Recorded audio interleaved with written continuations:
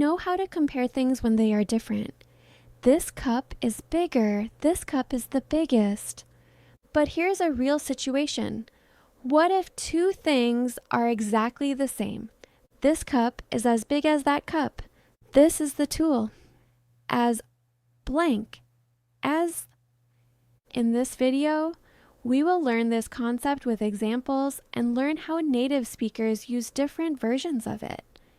You'll also learn about modifiers, which are extremely important to compare things, in addition to comparatives and superlatives. By the end of this video, you'll know structures that will make your English sound more natural. Let's start with the basic concept and then we will move to advanced versions of this. Let's go. So, to compare two things that are exactly the same, we use two little words wrapped around one word in the middle of the words. As, blank, as. My coffee is as hot as yours. She is as tall as her brother.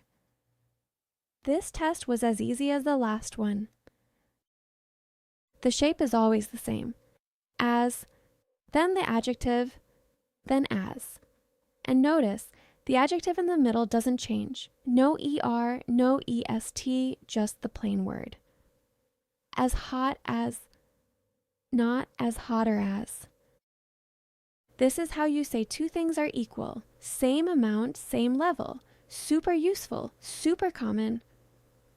But wait. What if they're not equal? Easy. Just add not. My coffee is not as hot as yours. What does that actually mean?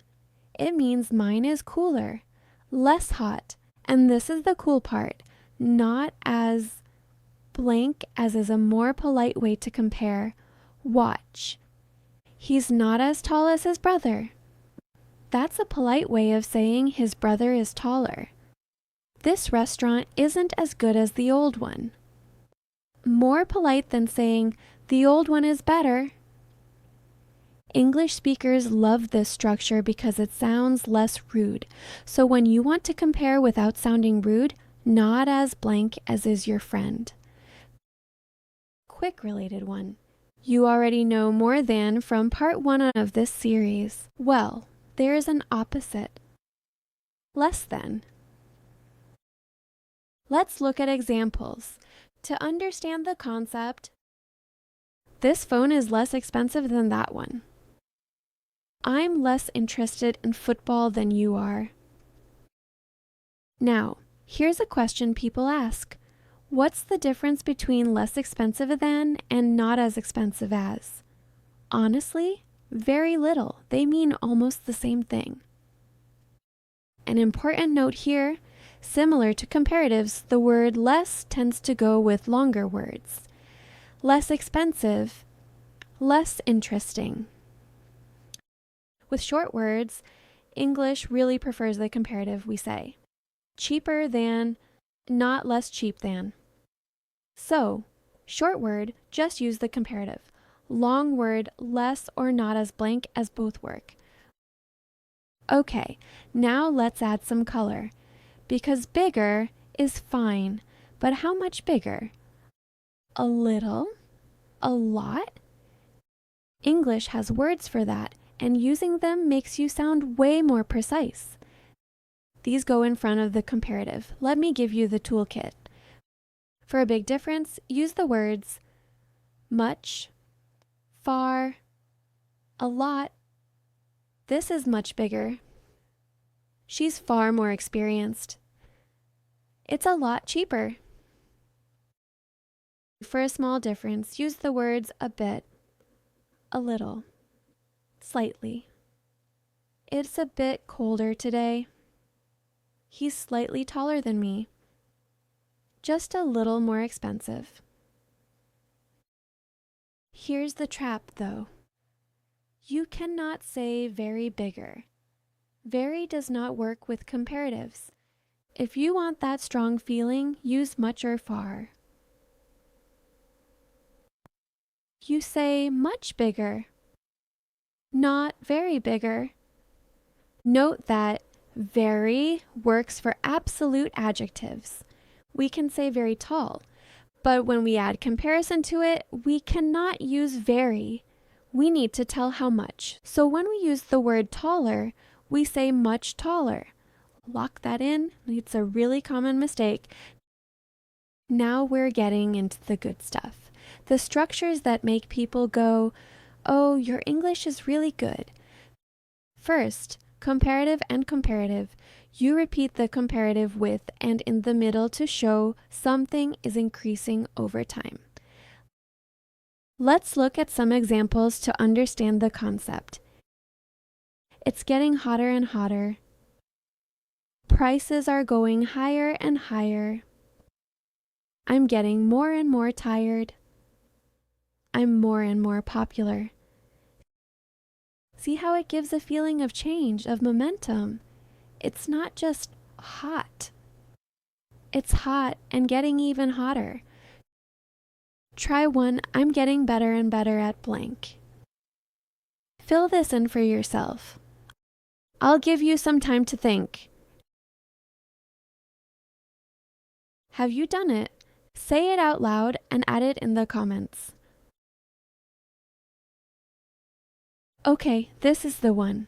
My favorite structure in the whole topic, the blank, the structure. It links two things that change together. The more you practice, the better you get. As one goes up, the other goes up. They are connected. The more I learn, the more I realize I don't know. The bigger the house, the higher the bills. The harder you work, the luckier you get. The shape is the you comparative plus thing 1, comma, the you comparative plus thing 2. Two comparatives, both with the in front, linked together.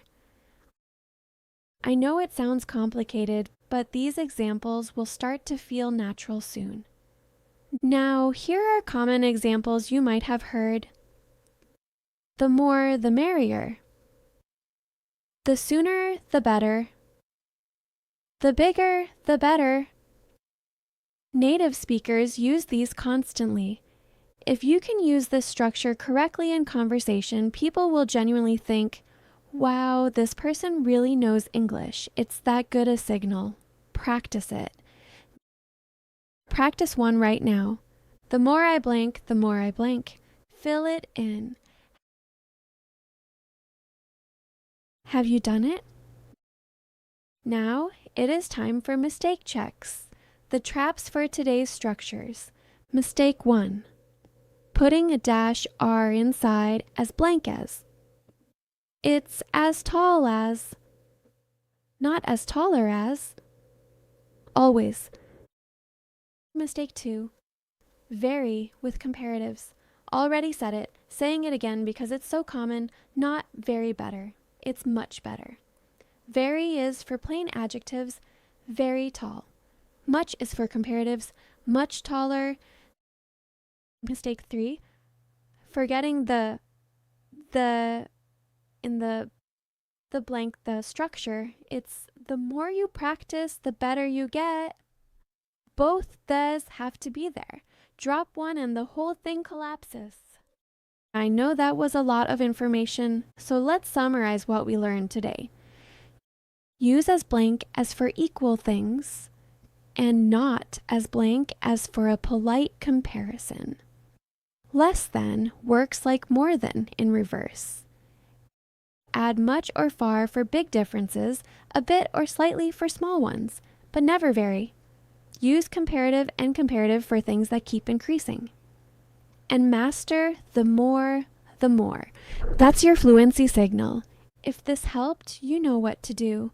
Help us by liking, subscribing, and sharing this video.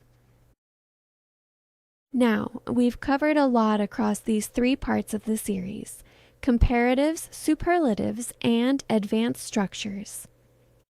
In next video, we're going to take all of it and test it.